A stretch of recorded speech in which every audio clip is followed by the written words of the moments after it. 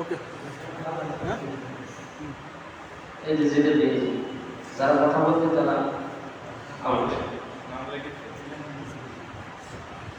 যাই হোক, বলছিলাম আমাদের এই তালিমের মূল উদ্দেশ্য হচ্ছে হাতে কলমে প্র্যাকটিক্যালে নামাজের পদ্ধতি শেখানো, ওযু কোন কোন কারণে ওযুটা নষ্ট হয়ে যাচ্ছে, পবিত্রতা, ওযু গোসল, নামাজ কি কারণে নষ্ট হয়ে যাচ্ছে, কি কোন কোন কারণে নামাজ ভেঙে যাচ্ছে, নামাজ হচ্ছে না, এই বিষয়গুলি আমাদের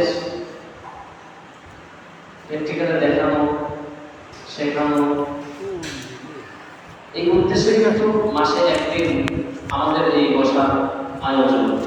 যেমন ধরুন মাসে যদি আমরা একটা দিন একটু সময় দিতে পারি, মাগরিব থেকে এসা এই 1 ঘন্টা 7টা 8টা 10-এ হলো মাগরিবের আজান হবে, এশার আজান হবে। তো সব মিলিয়ে 1 ঘন্টা সময়। মাসে যদি আমরা 1টা ঘন্টা সময় দিতে না পারি তো এটা আমাদের নামাজিদের জন্য বড় ব্যর্থতা।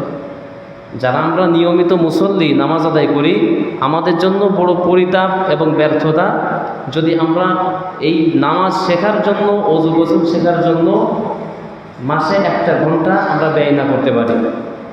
জুমার নামাজে আলোচনা হয়, কিন্তু এইভাবে প্র্যাকটিক্যালে তো দেখানো সম্ভব হয় না বিভিন্ন কারণে।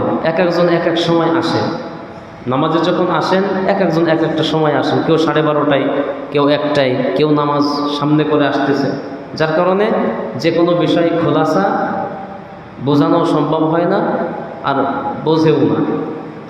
তো এই জন্যই মূলত মাসে 1টা সপ্তাহ, 1টা দিন, 1টা ঘন্টা আমরা নির্ধারণ করেছিলাম অনেক মুসল্লি ভাইদের অনুরোধের ভিত্তিতে, যে এটা আমাদের ফলপ্রসূ হবে, এটা আমাদের আশা করি ফলপ্রসূ হবে। সেই সঙ্গে পবিত্র কোরআনুল কারীমের আসলে কোরআন শুধু তেলাওয়াতের জন্য আসে নাই, কোরআন শুধু তেলাওয়াতের জন্য আসে নাই যে কোরআন তেলাওয়াত শিখলাম, আনাকুম বানাকুম, আলিফ জের এ বা জের বে তা জের তে শিখলাম আর একটু পড়লাম, আবার তক্তার উপরে তুলে রাখলাম। এই জন্য মূলত কোরআন শরীফ নাজিল হয় নাই।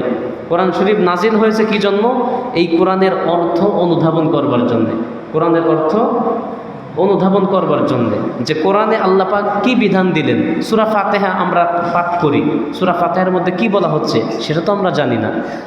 আসল বিষয়টি হলো কোরআন একটি সংবিধান, মানব জাতির জন্য আল্লাহ রচিত সংবিধান।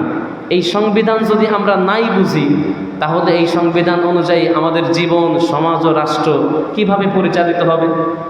বাংলাদেশের একটা সংবিধান আছে, এই সংবিধানের আইন কানুন কিন্তু আমরা জানি না।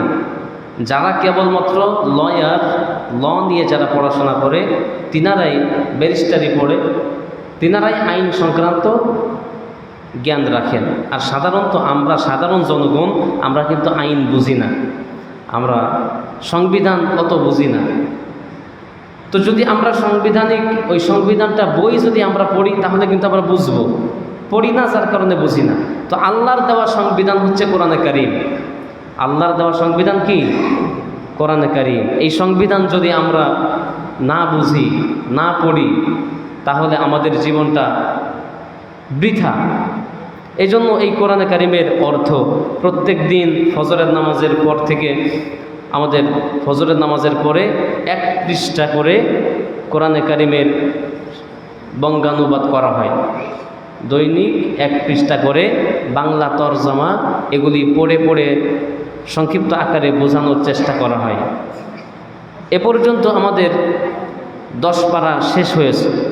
আলিফ লাম থেকে নিয়ে, প্রথম পারা থেকে নিয়ে আজকের দিন পর্যন্ত 10 পারা শেষ হয়েছে, বাকি আছে আরও 20 পারা।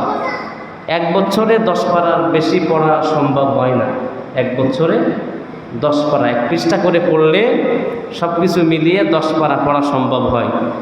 তো যদি 3 বছর প্রত্যেক দিন ফজরের নামাজের পরে 1 পৃষ্ঠা করে আমরা বাংলা অনুবাদ পড়ি অথবা শুনি, তাহলে গোটা কোরআন শরীফের বাংলা অনুবাদ শুনতে মোটামুটি একটা আইডিয়া নিতে কয় বছর সময় লাগবে? 3 বছর। কারণ আমি এখানে 1 বছর আসছি, এই 1 বছরে 10 পারা পড়তে পেরেছি। মাঝখানে অনেক ছুটিছাড়া থাকে, অনেক সমস্যা থাকে, কারেন্ট থাকে না, বিভিন্ন কারণে যেগুলি মিস হয় সেগুলি ভিন্ন কথা। তো এই জন্য প্রিয় ভাইয়েরা, আমরা চাচ্ছিলাম আরও কিছু মানুষ যদি বেশি হতো, তাহলে আমাদের আজকের যেই বিষয়টির জন্য আমরা এখানে বসেছি, মূলত সময়টি ব্যয় করতেছি, সেই বিষয়টি আমাদের সুবিধা হতো বোঝাবার জন্য। তো আজকে আমরা নামাজ কিভাবে পড়ে, নামাজ হচ্ছে আমাদের মূল ইবাদত। মূল ইবাদতের নাম কি? নামাজ। আল্লাহ রাব্বুল আলামিন কোরআনে কারীমের মধ্যে বলছেন, ফালা সাদ্দাকা ওয়ালা সাল্লা ওয়ালাকিন কাযযাবা ওয়া তাওয়াল্লা। আল্লাহ বলছেন যে ফালা সাদ্দাকা, ওরা সত্য বলেও না, সত্য বলে বিশ্বাসও করে না, ওয়ালা সাল্লা, আর তারা নামাজও আদায় করে না। এটা কাফেরদের ব্যাপারে, অবিশ্বাসীদের ব্যাপারে বলা হচ্ছিল যে অবিশ্বাসীরা সত্য বিশ্বাস করে না, সত্য বলে না, সত্য বোঝে না, এবং তারা নামাজও আদায় করে না। ওয়ালাকিন কাযযাবা ওয়া তাওয়াল্লা, যারা অবিশ্বাসী, এই অবিশ্বাসীরা কি করে? মিথ্যা বলে। এরা আল্লাহর ব্যাপারে মিথ্যা বিশ্বাস করে, মিথ্যা বলে, এবং আল্লাহর ব্যাপারে যখন কোনো কথা বলা হয়, পরকাল ব্যাপারে যখন কোনো কথা বলা হয়, তখন তারা মুখ ফিরিয়ে নেয়। তো এই জন্য নামাজের শুরু করবার জন্য আমাদের হাদিস শরীফের মধ্যে নবী সাল্লাল্লাহু আলাইহি ওয়াসাল্লাম বলছেন, লা সালাতা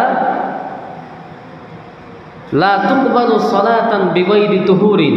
নবীজি বলছেন সাল্লাল্লাহু আলাইহি ওয়াসাল্লাম যে পবিত্রতা ব্যতীত নামাজ কবুল হবে না।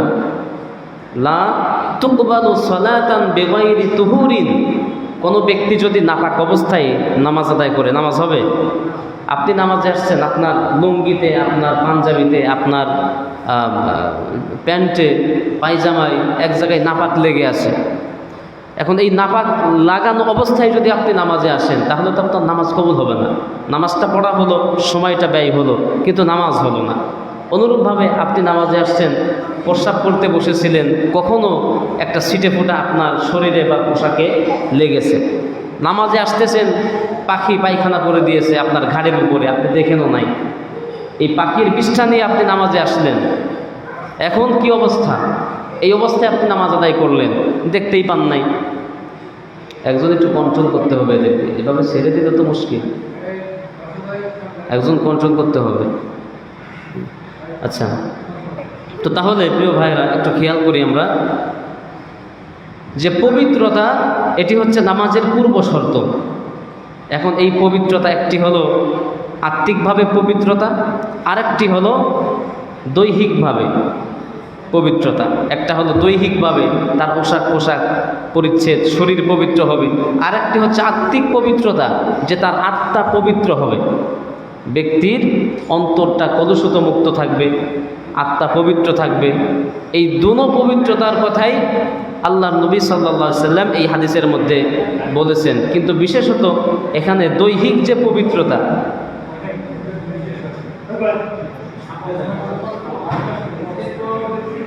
হাই হাই,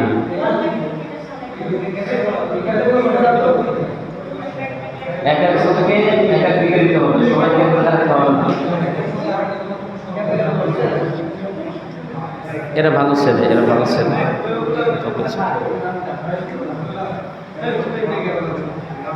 এরা ভালো ছেলে, কথা বলছে না।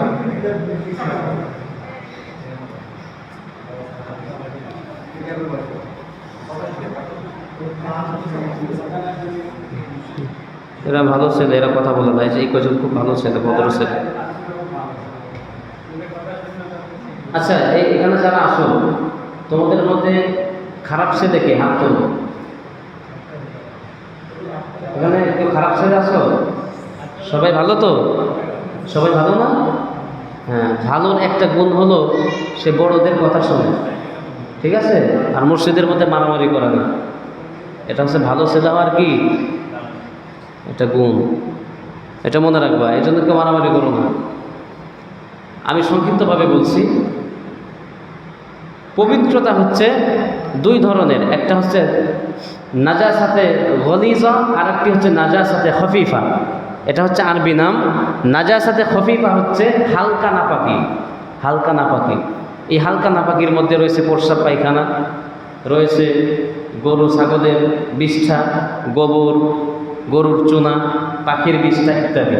এগুলি হচ্ছে হালকা নাপাকি। এই হালকা নাপাকি পবিত্র হওয়ার একটা মাধ্যম রয়েছে। আর নাজাসাতে গলিজা সেটি হচ্ছে ভারী নাপাকি। এই ভারী নাপাকি হচ্ছে আমরা বুঝি যে স্বামী স্ত্রী সহবাস করলে যে নাপাকি হয় এটা হচ্ছে গাঢ় নাপাকি, ভারী নাপাকি। এটা কিন্তু শুধু ওযু করলেই এটা কিন্তু কাজ হয় না, তখন গোসল করালেন। কুত্তায় যদি কোনো পাত্রে মুখ দেয়, কুকুরে যদি কোনো পাত্রে মুখ দেয়, এই পাত্রটা কিন্তু একবার ধুলেই পবিত্র হবে না। এই পাত্রটাকে 7 বার ধুতে হয়, 6 বার পানি দিয়ে, 1 বার মাটি দিয়ে। মানে এভাবে পবিত্র করার মাধ্যম, প্রক্রিয়া। তো আমি আপনি যে নামাজ আদায় করি, নামাজের জন্য আমাদের সর্বপ্রথম পবিত্রতা অর্জন করতে হলে আমাদের ওযু করতে হয়। এই ওযুর মধ্যে কয়েকটা বিধান আছে। ওযুর মধ্যে একটা হলো ফরজ বিধান, আর একটি হলো সুন্নাত বিধান, আর একটি হলো মুস্তাহাব। বলেন তো কয়টা বললাম? 3 প্রকারের বিধান। আপনি যে ওযু করলেন, আমরা তো তাড়াহুড়া করে এসেই ওযুর জন্য প্রস্তুতি নিয়ে নিই, কিন্তু এই ওযু করতেছি, আমি হাত মুখ ধুচ্ছি, এর মধ্যে ইসলামের 3টি বিধান রয়েছে। কয়টি বিধান? 3টি বিধান। এই একটু সবাই কথা বলতে হবে। ওযুর মধ্যে ইসলামের কয়টি বিধান রয়েছে? 3টি বিধান রয়েছে। নাম্বার 1, প্রথম বিধান, সেটি হচ্ছে ফরজ বিধান। এই ফরজ বিধানের ব্যাপারে আল্লাহ সুবহানাহু ওয়া তাআলা পবিত্র কুরআনুল কারীমের মধ্যে সূরা মায়েদায় বলছেন, ইয়া আইয়ুহাল্লাযীনা আমানু ইযা কুমতুম ইলাস সালাতি ফাগসিলু ওয়ুজুহাকুম। হে ঈমানদারগণ, যখন তোমরা নামাজের জন্য দণ্ডায়মান হবে, নামাজের জন্য প্রস্তুতি নিবে, তখন তোমরা তোমাদের মুখমণ্ডলটা ধুয়ে নাও, মুখ ধুয়ে নাও। এই মুখ ধোয়াটা, আমাদের চেহারা ধোয়া, এটা হচ্ছে ফরজ। এটি কি? মুখের একটা সীমানা আছে, একটা বর্ডার আছে। আপনি মুখ শুধু ধুলেই হবে না, মুখের যে সীমানা, বলতে পারবেন কোনটা? এই চেহারার একটা বর্ডার আছে, সীমানা। এই যে চুলের গোড়া পুরুষের, এটা মেয়েদের ব্যাপারে, যারা মেয়েরা শুনছেন খেয়াল করবেন। আপনি যখন ওযু করবেন, এই যে চুলের যে গোড়া, এই চুলের গোড়া থেকে থুতনির নিচ পর্যন্ত, এই যে হাড়, চেহারার যে হাড় আছে না, এই হাড় এই থুতনির নিচ পর্যন্ত, এবং এক কানের এই লতি থেকে নিয়ে অপর কানের এই লতি পর্যন্ত, এটা হচ্ছে চেহারার বর্ডার। এটা হচ্ছে মুখমণ্ডল। এই মুখমণ্ডলের এতটুকুনের মধ্যে যদি এক চুল পরিমাণ, একটা চুলের গোড়াও যদি সেখানে যদি পানি না পৌঁছায়, আপনার ওযু হবে না। এই জন্য যখন চেহারা ধোবো, তখন চেষ্টা করব ভালো করে একটু ঘষে মেজে নেওয়া। কারণ পুরুষের তো দাড়ি আছে, পশম আছে ইত্যাদি। যখন ওযু করব, চেষ্টা করব একটু ভালো করে, মোটামুটি চোখের কোণা, ভুরু, যেখানে একটু পানি পৌঁছাতে সমস্যা, এই যে থুতনির উপরের একটা জায়গা আছে, এখানে এই জায়গাগুলো একটু ভালো করে হাত দিয়ে মলে নিব, কসলাই নিতে হবে। তো 1 নম্বরে হচ্ছে মুখমণ্ডল ধৌত করা, এটা হলো ফরজ বিধান। 2 নম্বর আল্লাহ পাক বলছেন, ফাগসিলু ওয়াজুহাকুম ওয়া আইদিয়াকুম ইলাল মারাফিক। ওয়া আইদিয়াকুম, তোমাদের উভয় হাত কনুই পর্যন্ত ধৌত করবে। এই যে কনুই, এই যে গিরা, এই দেখেন, এই যে হাড্ডি না, এই হাড্ডি, এটা হলো সীমানা। আপনার এই হাড্ডি সহ ধৌত করতে হবে, উভয় হাতের এই হাড্ডি, হ্যাঁ, এই হাড্ডি সহ আপনাকে ধৌত করতে হবে। হাড্ডি পর্যন্ত না, হাড্ডি সহ, হাড্ডির উপরে উঠবে। এই জন্য অনেক সাহাবীদের ব্যাপারে, হযরত আলী রাদিয়াল্লাহু তাআলা আনহুর ব্যাপারে বর্ণনা রয়েছে যে তিনি বগল পর্যন্ত ধুতেন, যে না জানি কোনো জায়গায় একটু মিসলিস হয়, উনি একেবারে বগল পর্যন্ত ধৌত করতেন। তো এটা হলো সাবধানতা, যাতে কোনো জায়গায় কোনোভাবে মিস না হয়ে যায়, এটা সাবধানতা। তো এই সাবধানতা আমাদের অবলম্বন করা দরকার। আমাদের অবস্থা কি হয়, যে আমরা দেখা যায় গরমকালে এখন যদি ওযু করতে দেওয়া হয়, এই বেচারা গোসল করে চলে আসে, ঠিক কিনা? গরমকালের ওযু হয় কেমন? ওযু করতে গিয়ে মানে অর্ধেক গোসল হয়ে যায়। এদিকে পাও ধোই হাঁটু পর্যন্ত, হাত ধোই কনুই পর্যন্ত, মুখ ধোই গলা পর্যন্ত, মাথা মাসে করে গোড়াটু, মানে এই হলো অবস্থা।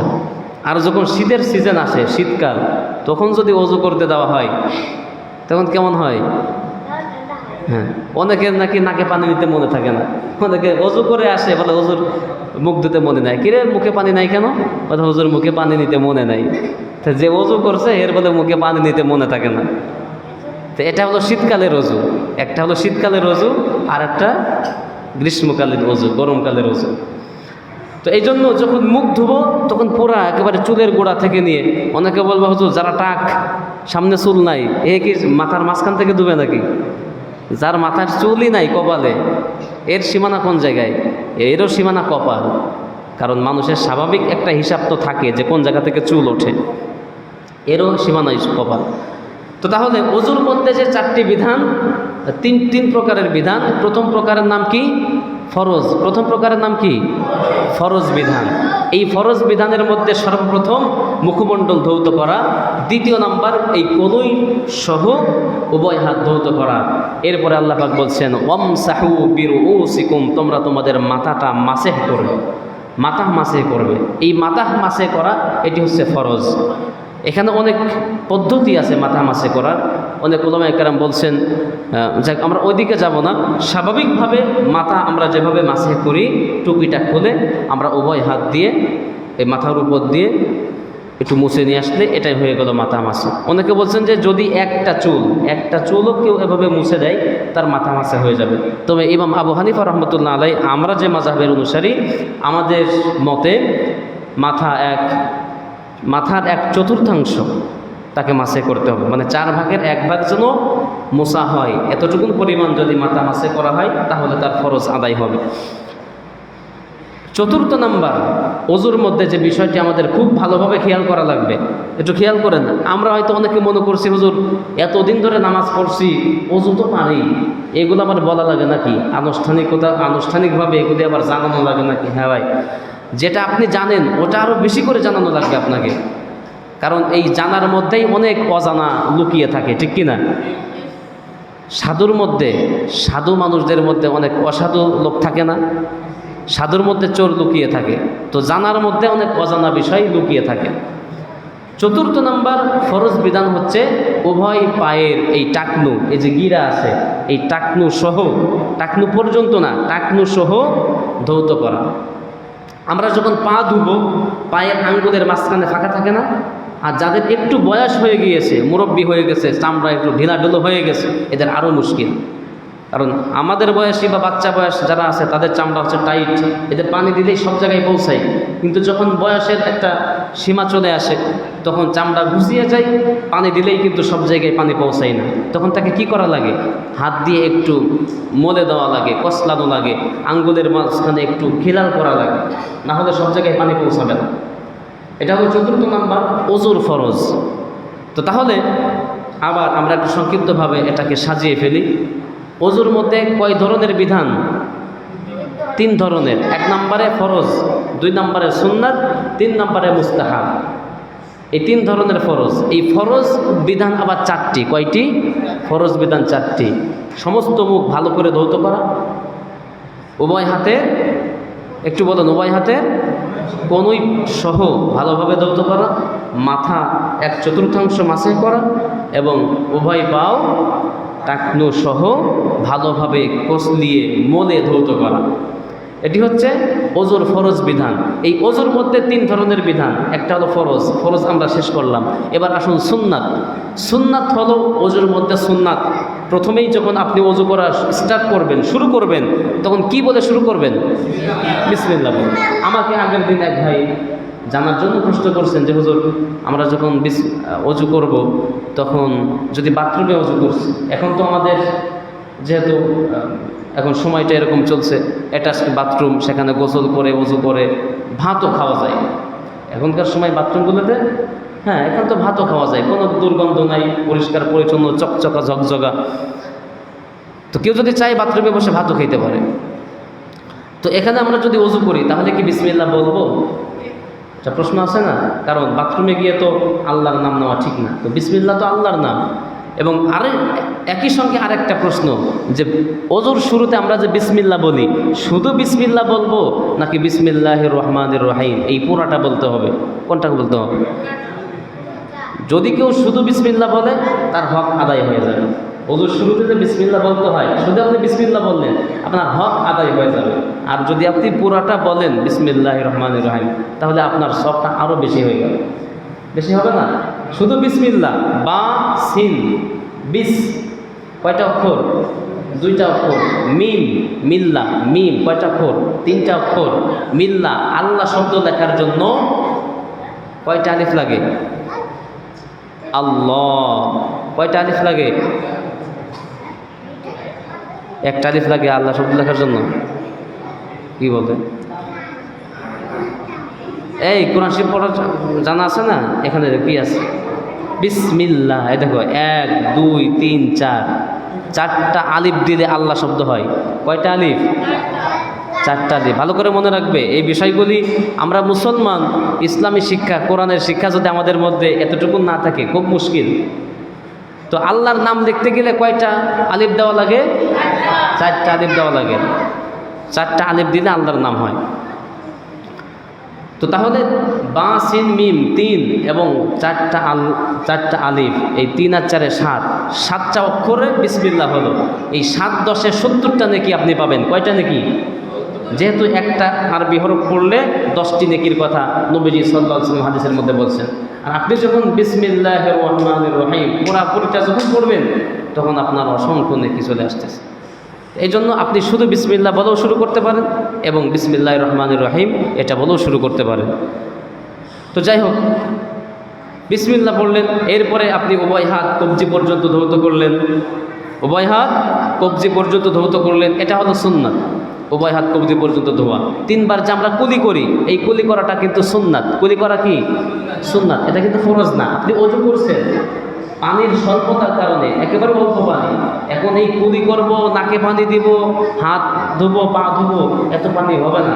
তখন আপনি শুধু মুখটা একবার ধুয়ে নিলেন, হাতের কনুই পর্যন্ত একবার ধুয়ে নিলেন, মাথাটা মুছে ফেললেন, পায়ের টাকনু পর্যন্ত একবার ধুয়ে নিলেন, আপনার ওযু হয়ে গেল। যেহেতু আপনার পানি স্বল্প, কেউ যদি শুধুমাত্র এই 4টা কাজ করে ওযুর মধ্যে, তার ওযু হয়ে যাবে। এটা কখন করবে? যখন পানির স্বল্পতা অথবা ডাক্তার তাকে নিষেধ করছে তখন।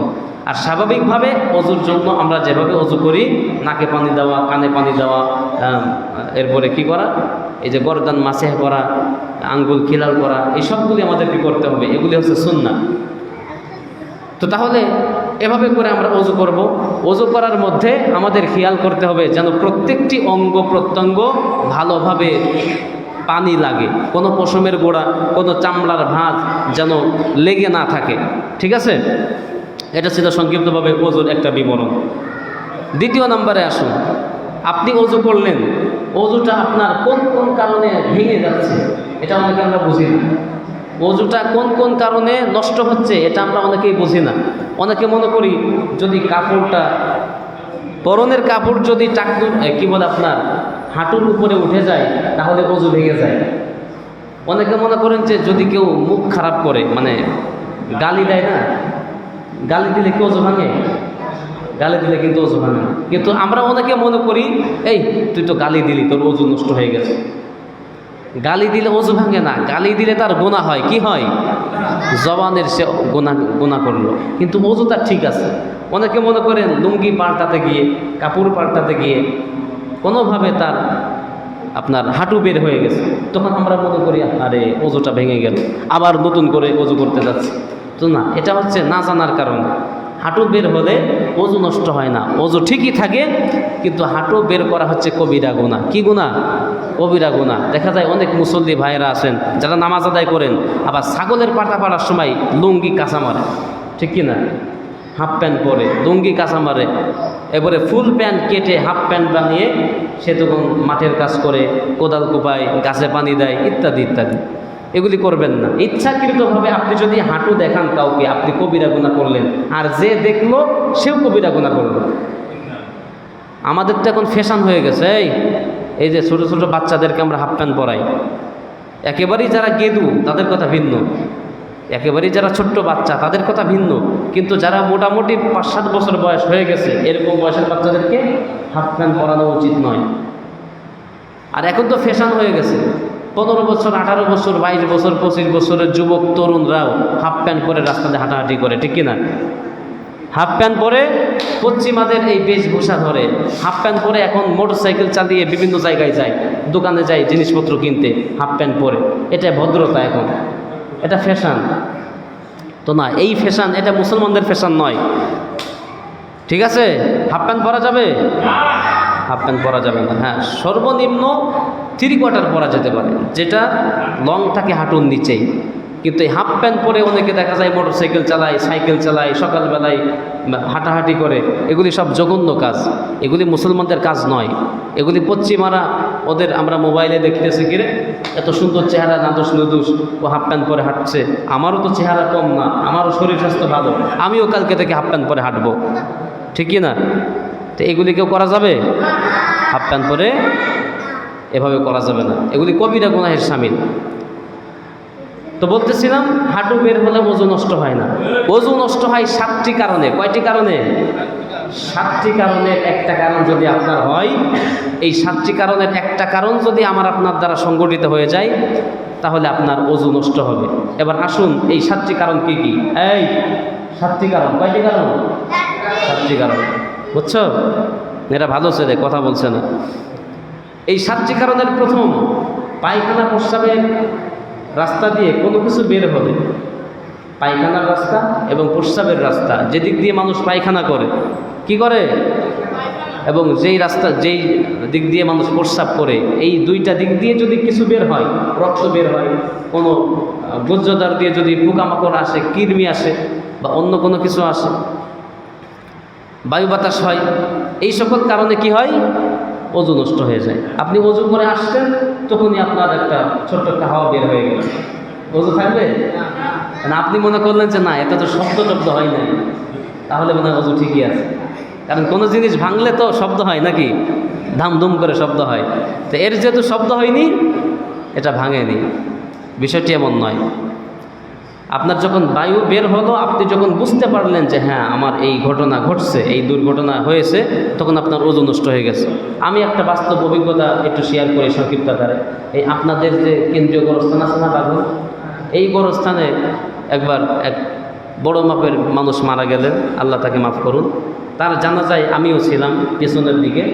এক ভদ্রলোক, শিক্ষিতই মনে হলো, চশমা টশমা পরা, প্যান্ট শার্ট গায়ে, এই বেচারার পাশে আমি দাঁড়িয়েছি, একটু ছায়া পেয়ে ওনার পাশে গিয়ে দাঁড়িয়েছি। নামাজ শুরু হবে, ইমাম সাহেব উনি কথা বলতেছেন, নামাজ শুরু হবে, এর আগেই উনি একটা বাতাস বের করে দিলেন। ইচ্ছাই হোক অনিচ্ছাই হোক, তবে ইচ্ছা করে বের করছে। মানুষের, হ্যাঁ আমি শুনতে পারছি, মানুষের শারীরিক একটা ভঙ্গিমা দেখলে বোঝা যায়। তো তিনি যে ভঙ্গিমায় জিনিসটা করলেন, উনি ইচ্ছা করেই করেছেন। হয়তো বেগ আসছিল, উনি আর আটকায় রাখেনি, ছেড়ে দিয়েছে। হ্যাঁ, 1 থেকে 1.5 মিনিটের মধ্যেই নামাজ শুরু, জানাজার নামাজ। এই মরা মানুষটার জন্য জানাজার নামাজ পড়তেছে এই শিক্ষিত ভদ্রলোক, উনি নামাজ আদায় করলেন। আমি শুধু খেয়াল করতেছি যে উনি হয়তো যাবে ওযু করতে, না ওনার ভিতরে কোনো ফিলিংসই নাই। কেউ যদি এরকম পরিস্থিতিতে পড়েই যায় যে আসলে ওযু করতে যেতে পারছি না, অন্তত তার ভাব ভঙ্গি দেখলে বোঝা যায় যে ওর ওযু করার ইচ্ছা ছিল। এদিক ওদিক একটু তাকায় যে কোথাও পানি আছে কিনা, অথবা আমি এমন জায়গায় ভিড়ের মধ্যে পড়েছি, বের হতে পারবো কিনা। এরকম পরিবেশ দেখে যখন মনে হয় যে না, আশপাশে পানি নাই, তখন সে হয়তো ওই অবস্থায় পড়ে নিল। এটা তো তাকে দেখলে বোঝা যায়। এই বেচারাকে আমি খেয়াল করতেছি, দেখি শিক্ষিত মানুষ করে রাখি, তো করতে করতে সেটাই করে ফেললো যেটার আমি ভয় করতেছিলাম। ওই বিনা ওযুতেই এই জানাজার নামাজ, এই মরা মানুষটার জন্য নামাজ আদায় করলো। তার নিজেরও নামাজ হলো না, ওই মরা মানুষটারও কিছু দিতে পারলো না, বরঞ্চ আরও সে কবিরা গুনাহের শামিল হলো। কি গুনাহ? বিনা ওযুতে নাপাক অবস্থায় যদি কেউ নামাজ আদায় করে, সে কবিরা গুনাহ করবে। তো এই জন্য ভাইয়েরা, যদি প্রস্রাব পায়খানা রাস্তা দিয়ে কোনো কিছু বের হয়, আপনার ওযু নষ্ট হবে।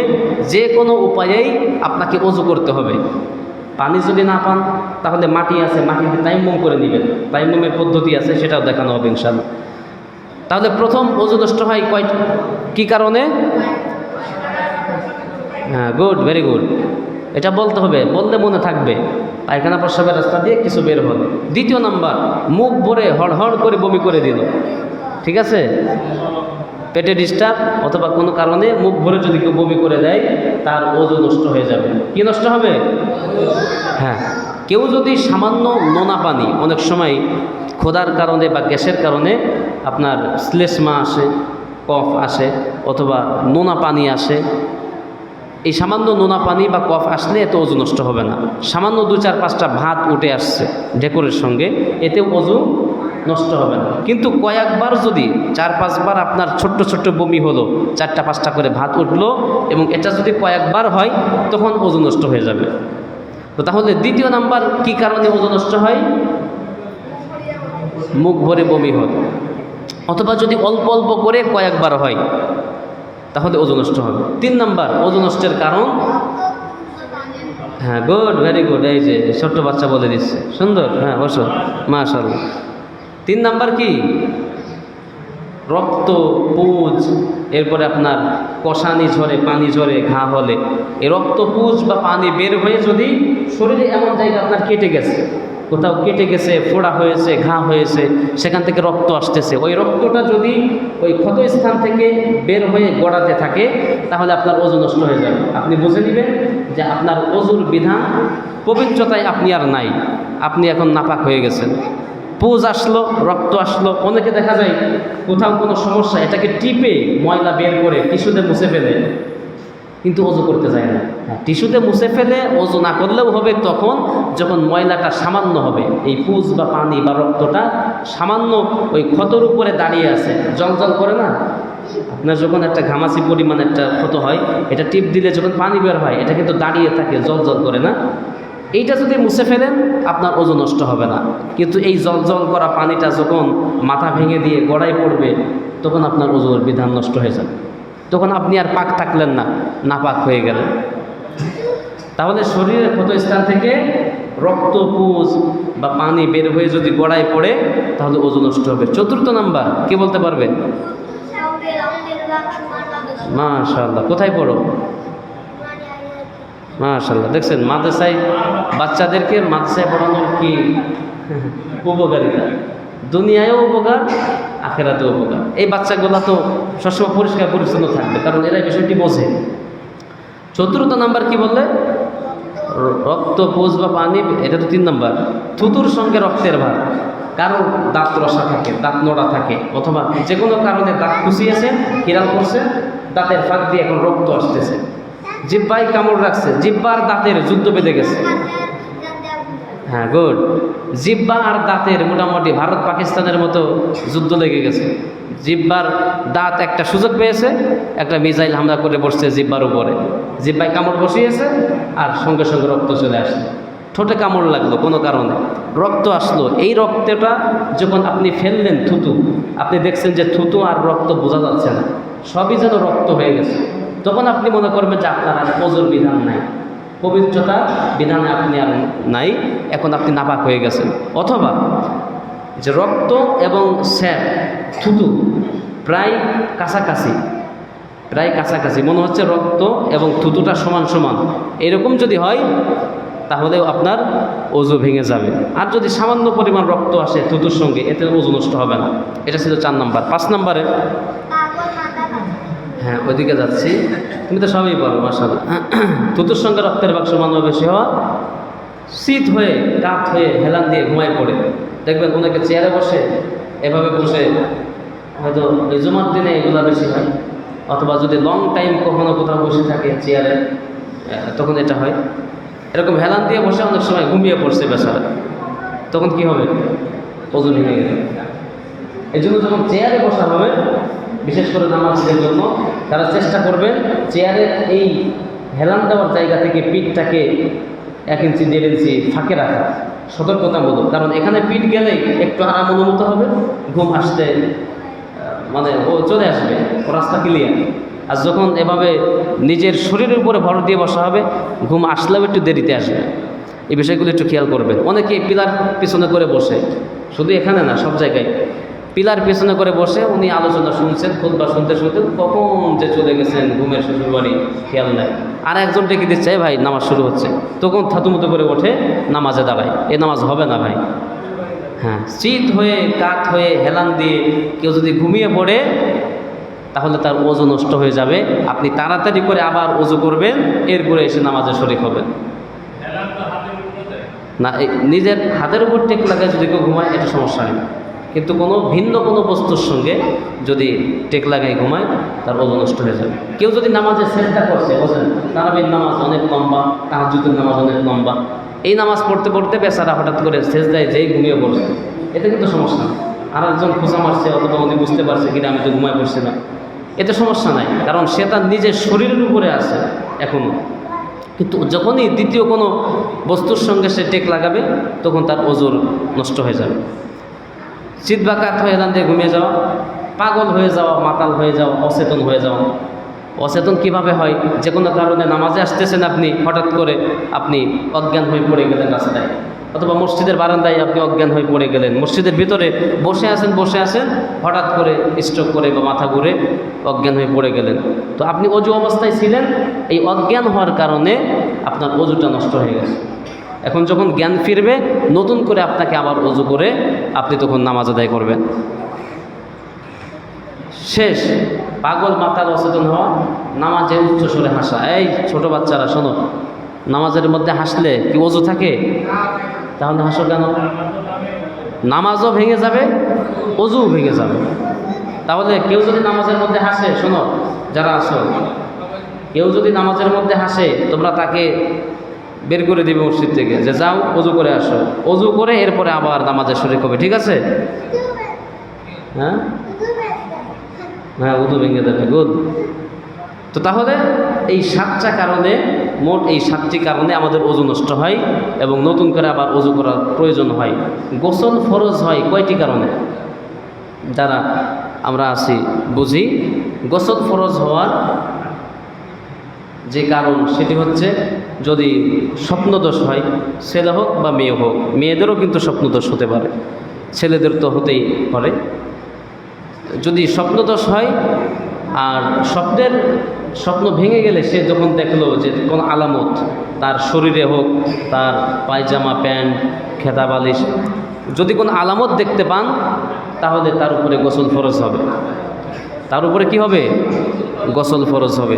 তখন সে আর দেরি করবে না, রাত হোক বা দিন হোক, সকাল হোক বা বিকাল হোক, শীতকাল হোক বা গরমকাল হোক, গোসল ফরজ হয়েছে, সঙ্গে সঙ্গে গোসল করা, এটাই হলো সুন্নাহ, এটাই হলো উত্তম।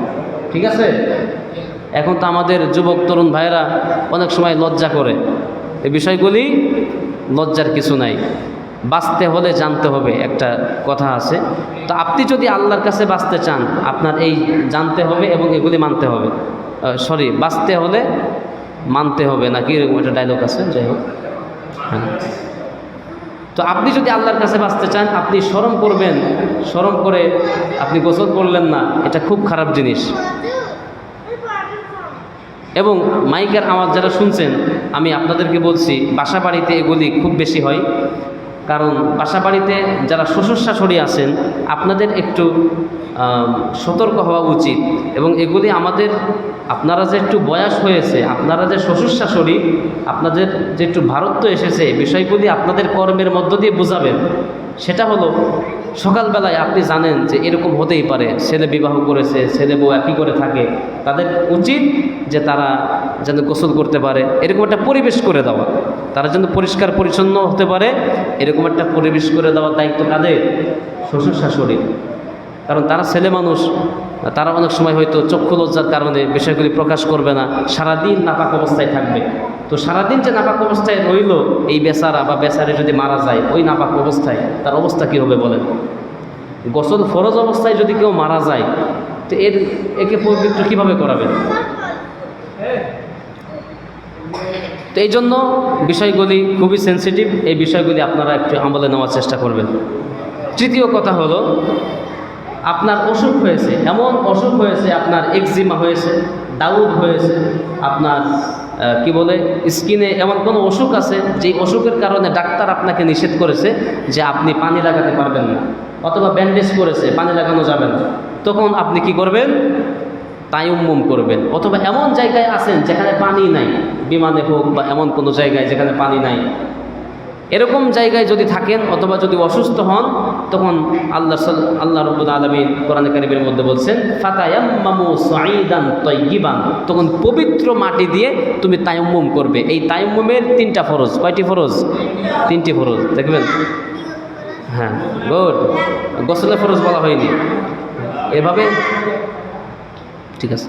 গোসল যখন ফরজ হয়, স্বপ্নদোষ, স্ত্রী সহবাস, অথবা কেউ যদি বিভিন্ন ধরনের আপনার যেগুলি আসলে বুকে বলা সম্ভব না, এর মধ্য দিয়ে যদি গোসল ফরজ হয়, এই গোসল আপনার ফরজ হলো 3টি, গোসলের ফরজ 3টি। 1 নম্বরে আপনাকে গড়গড়া করে কুলি করতে হবে। আপনি গালে পানি দিয়ে এটা হড় করে গড়গড়া করে, যাতে এই কণ্ঠনালী এই নরম জায়গা পর্যন্ত পানির স্বাদ আপনি বুঝতে পারেন, ওই জায়গা পর্যন্ত পানি পৌঁছাইতে হবে। কিন্তু রোজা রেখে করা যাবে না। অনেকে দেখা যায় রোজা অবস্থায়ও ওই অভ্যাস হয়ে গেছে গড়গড় করে কুলি করে, তখন পানি একটু চিমটি তার ভিতরে ঢোকে, এই 1 চিমটিতে ভিতরে ঢুকলো, আপনার কিন্তু রোজা নষ্ট হয়েছে। এই জন্য রোজা রেখে গোসল ফরজ হলেও গড়গড় করে গোসল করা যাবে না। 2 নম্বর হচ্ছে নাকে পানি দিতে হবে, 3 বার নাকে পানি দিতে হবে। গোসল যদি ফরজ হয় 3 বার নাকে পানি দিবে, কুলি করবে, এরপরে সমস্ত শরীরটা সুন্দর করে ঘষে মেজে সে গোসল করে নেবে। এই 3টা হলো গোসলের ফরজ। আর তায়াম্মুম যেটা বলতেছিলাম, মাটি দিয়ে করে, এটা কিন্তু আমরা অনেকেই বুঝি না। মাটি যদি আপনার কাছে মাটির চাপ থাকে এরকম ঢিলা, তাহলে এই ঢিলাটা আপনার সমস্ত হাতে এরকম মলে নিতে হবে। আর যদি ঝরা মাটি থাকে, মানে ধুলা থাকে অথবা বালু থাকে, এই বালু বা মাটি একটা প্লেট বা কাপড় অথবা একটা কাগজের উপর রেখে আপনি উভয় হাতটা এভাবে মারবেন, মাটিতে মেরে একটা ঘষা দিবেন, যাতে হাতের সব জায়গায় ধুলা লাগে। এই হাতটা উভয় হাত বাড়ি দিয়ে ঝেড়ে দিতে হবে, ঠিক আছে? উভয় হাত এভাবে বাড়ি দিয়ে ঝেড়ে দিতে হবে। এই হাত দিয়ে আপনি একবার সমস্ত মুখটা এভাবে মুছে ফেলবেন। 2 নম্বর আরেকটি, আবার আপনি হাত মারলেন, ওই পাক মাটিতে হাত মারলেন, হাতটা একটা ঘষা দিলেন উপরের দিকে, নিচের দিকে টান দিলেন, আবার ঝাড়া দিলেন, আলগা মাটিগুলো পড়ে গেল। এই হাত দিয়ে আপনি প্রথমে বাম হাত দিয়ে ডান হাতটা সুন্দর করে মুছে ফেলবেন, এরপরে ডান হাত দিয়ে বাম হাত সুন্দর করে মুছে ফেলবেন। আপনার ওযু হয়ে গেল। কি হয়ে গেল? ওযু হয়ে গেল। একেবারেই সহজ, তায়াম্মুম করা একেবারেই সহজ। 3টি। 1 নম্বরে আমি পবিত্র হচ্ছি, এই নিয়তটা করা। পবিত্রতার নিয়ত করা মানে কি? নাওয়াইতু আন আসুম্মা গাদা, এইগুলি বলা না। আমি নাপাক ছিলাম, নামাজের জন্য পবিত্র হচ্ছি, এতটুকুন মনের মধ্যে উদয় হওয়া বা ধারণা আনা।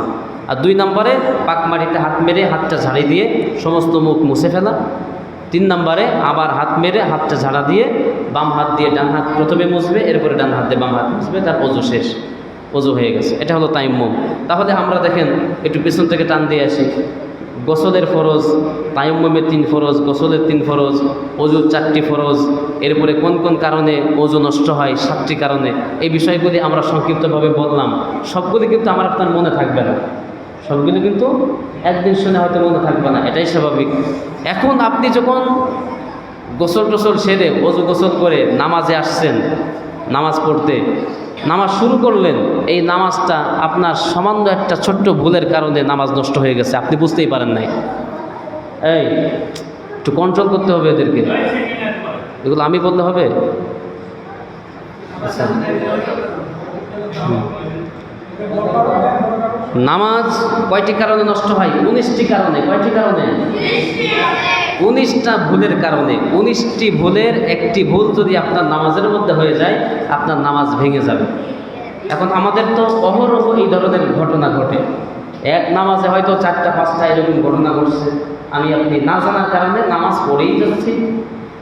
আমি তো মনে করছি মাশাআল্লাহ এত কষ্ট করে নামাজ পড়লাম, ভালো পড়লাম, কিন্তু আপনার তো নামাজ হয় নাই, আপনার তো নামাজ হয় নাই। আর নামাজ এমন একটি ইবাদত, নামাজ এমন একটি ইবাদত, আল্লাহ রাব্বুল আলামিন গত জুমাতেই বলেছিলাম যে মানুষ জাহান্নামে যতগুলি কারণে যাবে তার প্রধান কারণ হচ্ছে, ঈমান তো আছে, এরপরে ইবাদতের ক্ষেত্রে প্রধান কারণ হচ্ছে নামাজ না পড়া, নামাজ না হওয়া। তো এই জন্য নামাজের ব্যাপারে আমাদের খুব সতর্ক হতে হবে ভাই। যারা নামাজ পড়ে না তারা তো বিনা হিসাবে, তারা কি হিসাবে? বিনা হিসাবে জান্নাত নাকি? তাহলে যেটা বলতে চাচ্ছি সেটাই। কিন্তু যারা আপনারা নামাজি, আমরা যারা নামাজি, আমাদেরকে আরও বেশি সতর্ক হতে হবে, আরও বেশি আমাদেরকে কেয়ারফুল হতে হবে যে আমার নামাজটা কিভাবে সুন্দর করা যায়, কিভাবে সুন্দর করা যায়। তাহলে 19টি কারণের যে কোনো একটি কারণ যদি নামাজের মধ্যে তেলাওয়াত করা, ভুল ভাল কিছু পড়া, আপনি সূরা ফাতিহা পড়ছেন, সূরা ইখলাস পড়তেছেন, ইন্না আতাইনা কাল কাউসার পড়তেছেন, কুল হু আল্লাহ পড়তেছেন, কিন্তু এর মধ্যে ভুল আছে। কি আছে? ভুল আছে। আর যখন ভুল থাকবে পড়ার মধ্যে, অর্থ বিকৃত হবে, যে অর্থ হওয়ার কথা ছিল সেটা না হয়ে আর একটি অর্থ সেখানে চলে আসবে। এই যে বিরাট একটা পরিবর্তন চলে আসলো অর্থের মধ্যে, পরিবর্তন আসার কারণে আপনার নামাজটা কি হচ্ছে, নষ্ট হয়ে যাচ্ছে। তাহলে নামাজ যতগুলি কারণে নষ্ট হয়, এর প্রধান কারণ কি? নামাজের মধ্যে ভুল পড়া, অশুদ্ধ পড়া। এজন্য আমাদের যাদের অশুদ্ধ পড়া আছে, আমাদের কি উচিত নয় যে পড়াগুলি শুদ্ধ করে নেওয়া? খুবই দরকার। এর থেকে বড় দরকার আর কিছু নাই, এর থেকে বড় দরকার আর কিছু নাই। প্রত্যেক দিন মোটামুটি আমি এখানে আসার পর থেকেই এগুলি করার চেষ্টা করি। এরপরে প্রত্যেক দিন নামাজের, ফজর নামাজের পরে 2টি করে সূরা মস্ক করানো হয়, সূরা ফিল থেকে নিয়ে সূরা নাস পর্যন্ত। 5 দিন, এই 10টি সূরা 5 দিন, তাহলে 5 দিনই 10টা সূরা করে যদি মস্ক করানো হয়, প্রতি 5 দিন পর আবার আমরা এই সূরাটা পড়তে পারি। তো এভাবে যদি 1 মাস, 2 মাস, 6 মাস, 1 বছর, 2 বছর, 6 বছর, একসময় আপনার পড়াটা পরিবর্তন আসবে। কিন্তু আপনি যদি এখন ফজরেই আসলেন না, আসলেও অনেকে দেখা যায় ব্যস্ততার কারণে চলে যান, ওই সূরা যে তেলাওয়াত করানো হয়, মস্ক করানো হয়, ওই সময়টা আপনি দিতে পারলেন না, এটা তো আপনার বড় একটা গ্যাপ থেকে গেল। আপনি যে পরিবারের জন্য, সন্তানাদের জন্য চলে যাচ্ছেন, সূরা মস্ক করার সময়টুকু আপনি পাচ্ছেন না, এটা আপনার জীবনে বড় একটা ব্যর্থতা, বড় একটা গ্যাপ থেকে যাচ্ছে। তো এই জন্য যাদের পড়া অশুদ্ধ আছে, আপনারা চেষ্টা করেন যে কোনো উপায়ে, যে কোনো মাধ্যমে, এখন তো মোবাইল আছে, মোবাইলে আপনি সূরা ডাউনলোড করে নেন, ডাউনলোড করে নিয়ে বারবার কানের কাছে নিয়ে শুনতে থাকেন, আপনার পড়া দেখেন অনেকটা সলভ হয়ে যাবে, সমস্যা দূর হয়ে যাবে। এভাবে যে কোনো উপায়ে, যে কোনো মাধ্যমে আপনাকে পড়াগুলি, যেই সূরাগুলি আপনার মুখস্থ আছে, সেই সূরাগুলি আপনাকে ক্লিয়ার করতে হবে। এটা হলো প্রথম নামাজ ভঙ্গের কারণ, নামাজের মধ্যে ভুল পড়া, অশুদ্ধ পড়া। দ্বিতীয় নাম্বার কি কারণ নামাজে অশুদ্ধ পড়া? নামাজের মধ্যে কথা বলা। কেউ যদি নামাজের মধ্যে কথা বলে, কেউ নামাজের মধ্যে কথা বললে নামাজ হবে? তো কথা বলো কেন? আমরা যখন সামনে নামাজ পড়ি, পেছনের কাতারে তোমরা যুদ্ধ করো কেন? হ্যাঁ, আজকে মাগরিবি তো সেই যুদ্ধ হয়ে গেছে একটা, না? এর নামাজ হবে না। তোমরা ছোট্ট ছোট্ট সোনামণি, তোমাদের নামাজ আরো বেশি ভালো হওয়ার দরকার, কারণ আল্লাহ তো ছোট ছোট বাচ্চাদেরকে বেশি পছন্দ করে, তাই না? আল্লাহ বেশি ভালোবাসে ছোট ছোট বাচ্চাদেরকে। এখন তোমরা নামাজ যদি তোমাদের না হয়, আল্লাহ কিভাবে ভালোবাসবে? তোমরা সুন্দর করে নামাজ পড়বে, মসজিদে এসে বেশি দৌড়াদৌড়ি করবে না, মারামারি করবে না, চিল্লাচিল্লি করবে না, আল্লাহ তোমাদেরকে আরও বেশি ভালোবাসবে, বেশি পছন্দ করবে। ঠিক আছে? নামাজের মধ্যে কথা বল। দেখেন, যার অনেক সময় বিভিন্ন কারণে বাড়িতে নামাজ আদায় করা লাগে, বিভিন্ন কারণে আপনি বাড়িতে নামাজ পড়তেছেন, হঠাৎ করে একজন ফকির আসছে, মা গো আল্লাহর রাস্তায় কিছু লিখে দেন। আর আপনার স্ত্রী হয়তো বাথরুমে, আপনি জানেন, অথবা উনি ঘুমোচ্ছে, এটা আপনি দেখছেন। আপনি নামাজের মধ্যে হয়তো বলে ফেলেন, আজকে বাবা না গো, যাও, এটা কিছু বলে দিলেন, নামাজ হবে? হবে না। অথবা এরকমই কোনো কারণ, হয়তো ঘরে কুকুর ঢুকছে, ছাগল ঢুকছে, আপনি নামাজে আছেন, আপনার স্ত্রী দেখছে না, আপনি একবার বলেই ফেললেন, এই ঘরে কুত্তা ঢুকছে, নামাজের মধ্যে বলেই ফেললেন। তো এই ধরনের যে কোনো কথাই হোক না কেন, নামাজের মধ্যে যদি বলা হয়, তাহলে নামাজটা ভেঙে যাবে, আবার নতুন করে আপনাকে নামাজ পড়তে হবে। কোনো লোককে সালাম দেওয়া, এমন একজন ব্যক্তি আসছে মসজিদে অথবা বাসা বাড়িতে, আপনি হুট করে তাকে সালাম দিয়ে ফেললেন, ঠিক আছে? আপনার বড় অফিসার আসছে, বড় কেউ আসছে, আপনি তাকে সালাম দিয়ে ফেললেন। অথবা আপনি নামাজে আছেন, আর একজন আপনাকে সালাম দিল, আপনি যদি সালামের উত্তর দেন, তাহলে আপনার নামাজ ভেঙে যাবে। নামাজে থাকা অবস্থায় কাউকে সালামও দেওয়া যাবে না, আবার কেউ যদি সালাম দেয়, সেই সালামের উত্তরও দেওয়া যাবে না। নামাজ শেষ করে নিজে যখন নামাজের সালাম ফিরাবেন, সালামের পরে আপনি তার সালামের জবাব দিয়ে দিলেন, ওয়ালাইকুম আসসালাম রহমতুল্লাহ। এই হলো পদ্ধতি। তাহলে নামাজের মধ্যে ভুল পড়া, নামাজের মধ্যে কথা বলা, কাউকে সালাম দেওয়া বা সালামের উত্তর দেওয়া, শব্দ করা, এটা আমাদের খুব বেশি হয়। খেয়াল করেন ভালো করে, নামাজের মধ্যে কি করা? শব্দ করা। কে যেন মাঝে মাঝে এখানে ঝামেলা হয় আমার কে যেন নামাজের মধ্যে এরকম শব্দ করে। তো এগুলি করবেন না। আপনার মাজায় ব্যথা, কোমরে ব্যথা, আপনি চেষ্টা করবেন দাঁত মাত কাম দিয়ে যাতে শব্দ না হয়, মানে কষ্টটা আপনার ভিতরে রাখেন, এটা যেন বাহিরে কোনোভাবে না আসে। তাহলে এদের কন্ট্রোল করা যাচ্ছে না। কি বল?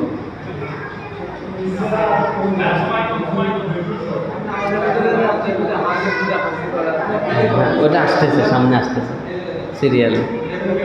আর আপনাদের কারোর যদি কিছু প্রশ্ন থাকে যদি এটা কি ওইটা কি, আপনারা কিন্তু করতে পারেন। হ্যাঁ, আসতেছে সামনে। বাস এই দুইটাই সিরিয়ালে আছে, এর বাইরে নাই। যদি কারোর মধ্যে ভিতরে কিছু আসে যে নামাজে এটা করলে কি হবে, ওইটা করলে সমস্যা, তাহলে কিন্তু এখন বলতে পারবেন, সমস্যা নেই। হ্যাঁ,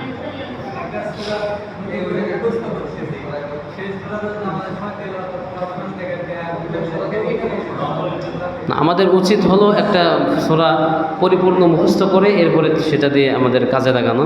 কারণ আপনি তো ড্রাইভার, এই জন্য বলছি, আপনাকে আরও ভালো বুঝবেন।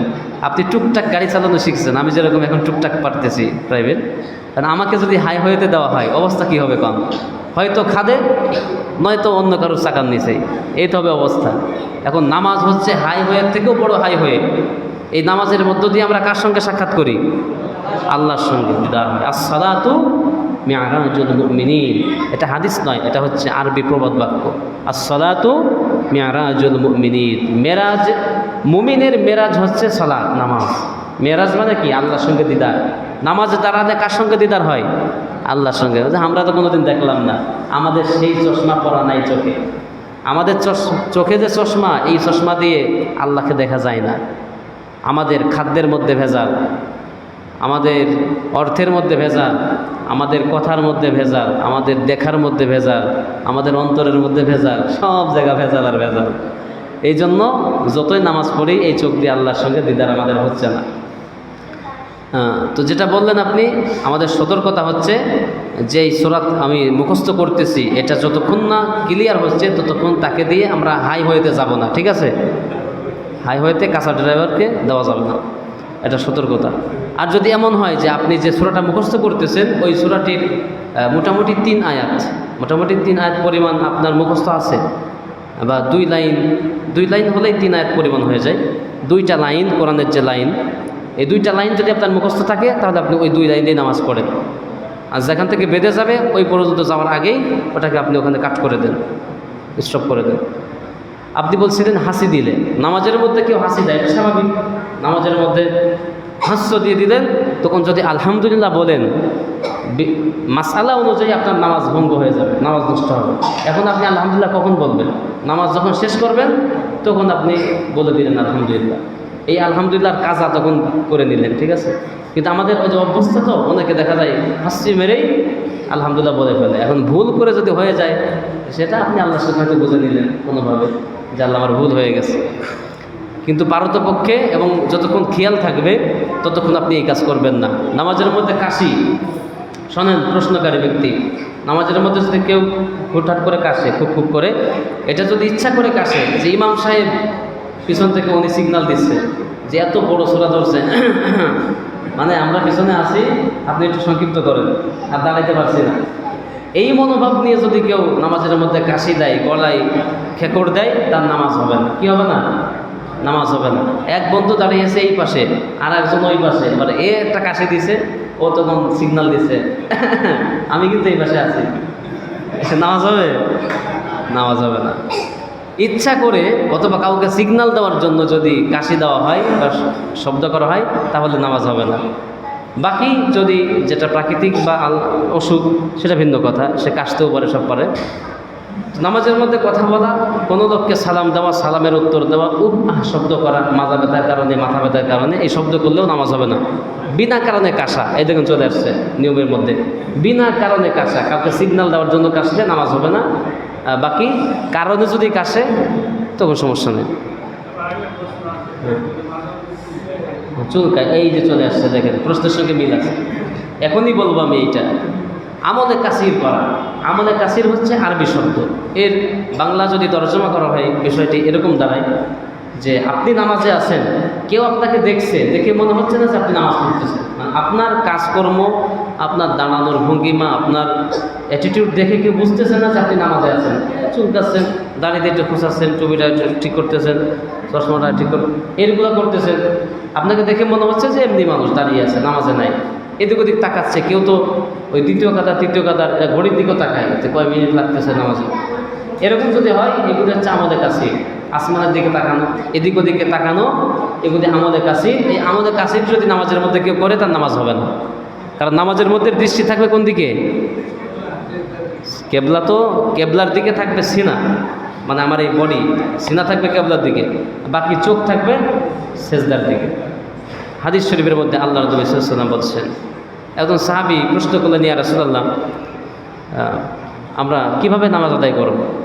তখন বিভিন্ন সাহাবীকে বিভিন্নভাবে উত্তর করেছেন। আল্লাহ নবী সাল্লাল্লাহু আলাইহি ওয়াসাল্লাম বলছেন যে সল্লু কামা রাআইতুমুনি উসাল্লি, তোমরা আমাকে যেভাবে নামাজ আদায় করতে দেখো এভাবে তোমরাও নামাজ আদায় করো। আমি যেভাবে রুকু করি সিজদা করি সেভাবে তোমরা রুকু করবে, সিজদা করবে, নামাজ পড়বে। অন্য জায়গায় অন্য হাদিসে নবী সাল্লাল্লাহু আলাইহি ওয়াসাল্লাম বলছেন যে কুন ফিদ দুনিয়া, হাদিসটি হলো উবুদুল্লাহা কান্নাকা তারা। নবীজি সাল্লাল্লাহু আলাইহি ওয়াসাল্লাম বলছেন যে তোমরা আল্লাহর ইবাদত এভাবে করো কান্নাকা তারাহু, কেমন যেন তুমি আল্লাহকে দেখতেছো, দেখে দেখে নামাজ আদায় করতেছো। ফাইল্লাম তাকুন, এতটুকুন অনুভূতি যদি তোমার মধ্যে জাগ্রত না হয়, তাহলে ফাইন্নাহু ইয়ারাক, তিনি তোমাকে দেখতেছেন, এতটুকুন অনুভূতি তোমার মধ্যে রেখো। আমরা যখন নামাজে দাঁড়াই, কার সামনে দাঁড়াই? এ কথা বলে না কেন? নামাজে দাঁড়ালে কার সামনে দাঁড়াই? আল্লাহর সামনে দাঁড়াই। তো আমাদের যখন নামাজ আদায় করি তখন মনের মধ্যে ধারণা থাকতে হবে যে আল্লাহ, আমি আল্লাহকে দেখতেছি, দেখে দেখে নামাজ আদায় করতেছি আল্লাহকে দেখে।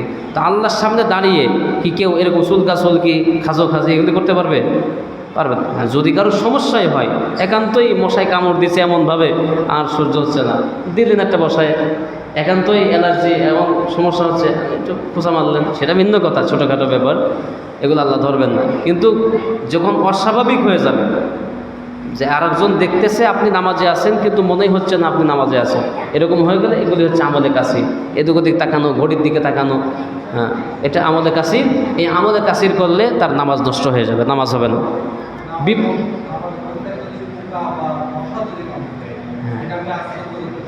হ্যাঁ, সেটা বললাম, সেটা তো ভিন্ন কথা। এমনই অবস্থা যে আসলে দেখেন সাহাবীদের ব্যাপারে বলা হচ্ছে, হাদিসের মধ্যে আসছে যে তীর শত্রুপক্ষ কাফেরেরা, উনি নামাজে দাঁড়িয়ে আছে, নফল নামাজে এক সাহাবী, আর রাতের অন্ধকারে শত্রু পক্ষ আসছে কাফের, এসে দেখছে যে দূরে অন্ধকার, তো গাছ না মানুষ বোঝা যাচ্ছে না।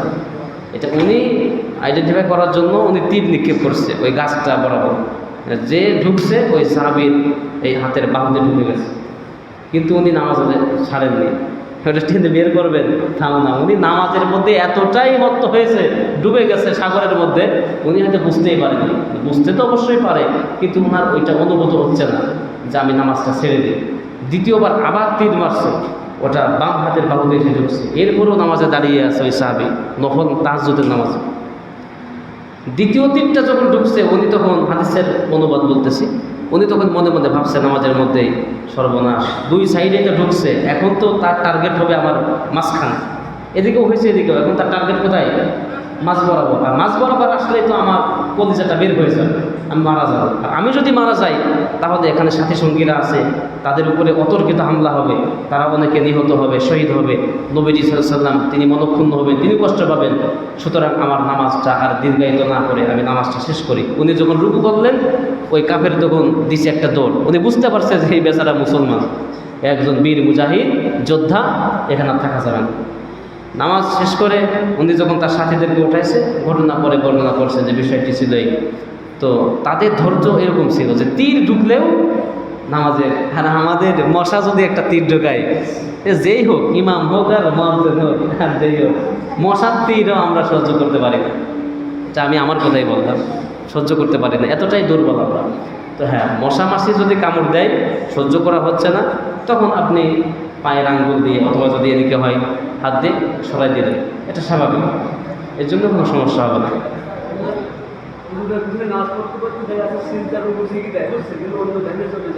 না, খেয়াল এদিকে ওদিকে যাবে ভাই, খেয়াল যাবেই, মন হ্যাঁ, আপনি যে একজন নামাজি এর পরিচয় তখন আপনি দিতে সক্ষম, আপনার ধ্যান খেয়াল অন্যদিকে চলে গেছে, ওইটাকে যখন ঘোরাই নিয়ে আসলেন, তখন আপনি মনে করতে পারেন যে হ্যাঁ আমি একজন নামাজি, কারণ আমার খেয়াল চলে গেছে, ওইটাকে আবার ফিরাই তো আমি আনতে পারছি। এটা একটা জিহাদ অন্তরের সঙ্গে। একেবারে যে খেয়াল অন্যদিকে যাবে না, যদি তাই হতো নবীজির নামাজে ভুল হতো না। নবীজিরও কিন্তু নামাজে ভুল হয়েছে। এক নামাজে নবীজি সাল্লাম উনি 10-এ আজান, সমস্যা নেই, উনি হলো 4 রাকাতের জায়গায় 3 রাকাতে উনি বসে বসে নামাজ সালাম ফিরাই দিয়েছে। এক সাহাবী দাঁড়িয়ে বসে, ইয়া রাসূলুল্লাহ, নামাজ কি 1 রাকাত আল্লাহর কাছ থেকে কম করা হয়েছে? মানে উনি ভদ্রভাবেই জানার জন্য যে নবী যেটা করবে সেটাই তো আমাদের আমল। নবীজি 4 রাকাতের জায়গায় 2 রাকাত 3 রাকাত করছেন, তাহলে কি নামাজ 1 রাকাত সম্ভবত আল্লাহর পক্ষ থেকে কম করা হয়েছে? এটা উনি জানার জন্য যখন বলছে, তখন নবীজি পিছনের মুসল্লিদেরকে, সাহাবীদেরকে প্রশ্ন করলেন যে উনি যা বলছে তাকে ঠিক 3 রাকাত হয়েছে? বলছে, ইয়া রাসূলুল্লাহ, হ্যাঁ 3 রাকাত। তখন উনি দাঁড়িয়ে আর 1 রাকাত পুরো করে 4 রাকাত নামাজ আদায় করলেন। তো কোথা থেকে আসলাম? ধ্যান খেয়াল। হ্যাঁ, তো নামাজের মধ্যে অন্যদিকে খেয়াল যাবে, এটাকে আবার ঘুরায় আনতে হবে, এতে সমস্যা নেই। কিন্তু বারবার চলে গেলে এটা তো মুনাফিকের লক্ষণ হবে, বারবার চলে যাওয়া। আল্লাহ পাক কোরআনের মধ্যে বলছেন যে ওয়াংতুম সুকারা কুসালা, ওয়াংতুম কুসালা, তারা নামাজ আদায় করে শৈথিল্যের সাথে, এদিক ওদিক তাকায়, ভাল লাগে না, মন ভালো না। হ্যাঁ, তার নামাজ হবে না। নামাজের মধ্যে সামনে তাকায় রাখতে হবে। হ্যাঁ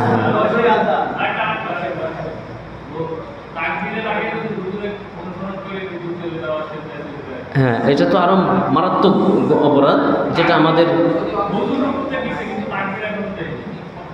তাকবীরটাই হলো মেন। তাকবীর হুজুর উঠছে, এগুলি ইমাম সাহেবদের কিছু টেকনিক থাকে, ঠিক আছে, যে আমি যদি নিচে থাকতে থাকতে তাকবীর দিই তাহলে মুসল্লি খাড়া হয়ে দাঁড়ায় যাবে। এই জন্য ইমাম সাহেব আগে একটু উঠে এরপরে উনি তাকবীর বলে, যাতে করে ব্যালেন্সটা ঠিক থাকে, মুসল্লিরা উঠতে একটু দেরি হয়। এই ব্যালেন্সটাকে ঠিক রাখার জন্যই মূলত এরকম করা হয়। তো নামাজের সময় হ্যাঁ হ্যাঁ, এরকম করলে হাদিসের মধ্যে আসছে যে তার মাথাটাকে আল্লাহ পাক, তার চেহারাটাকে যেন গাধার চেহারায় রূপান্তরিত করে দিবেন।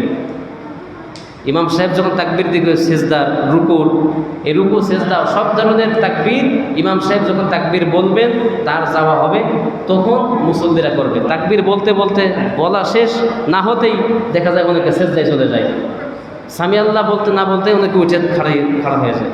তো এগুলি হাদিসের মধ্যে আসছে, নবীজি বলছেন যে আল্লাহ তার চেহারা যেন গাধার চেহারায় রূপান্তরিত করে দেন, সেই ভয় নবীজি করছেন। তো এগুলি করবেন না, এগুলি মারাত্মক অপরাধ এবং আপনার নামাজও হবে না। তো এভাবে মাত্র কয়েকটা বললাম, 7-8টা বলছি হয়তো।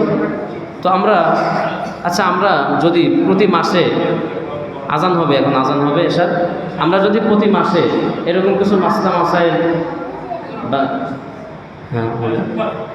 কিছু মাসলা মাসাইল এরকম একটা মজমা যদি আমরা করি, এটা কি আমাদের লাভ না ক্ষতি? বলেন তো। আমাদের লাভ। জানা জিনিসই আপনি আবার বসে বসে শোনেন। এখন এই টাইমে বাড়িতে থাকলে চায়ের আড্ডায় বিভিন্ন গল্প গুজবে মোবাইলে সময়টা কেটে যাবে। এই জন্য আমরা চাচ্ছি যে আগামী মাস থেকেও, যেহেতু বিগত মাসগুলিতে হয়েছে, আগামী থেকেও ইনশাল্লাহ প্রতি মাসে একদিন, প্রতি মাসের দ্বিতীয় শনিবার মাগরিব থেকে এসে পর্যন্ত 1টা ঘন্টা আমরা এভাবে এই কোরআনের মজলিসে, দ্বীনি শিক্ষার মজলিসের সময় দেব। আল্লাহ কবুল করুন। এই যেখানে আমরা যারা এখানে ছিলেন আপনারা, আল্লাহ তাদেরকেও কবুল করুন। এখন হ্যাঁ, আজান। আল্লাহুম্মা আমিন। আল্লাহুম্মা সাল্লি ওয়া সাল্লিম ওয়া বারিক ওয়া সাল্লাম। আজানের পরে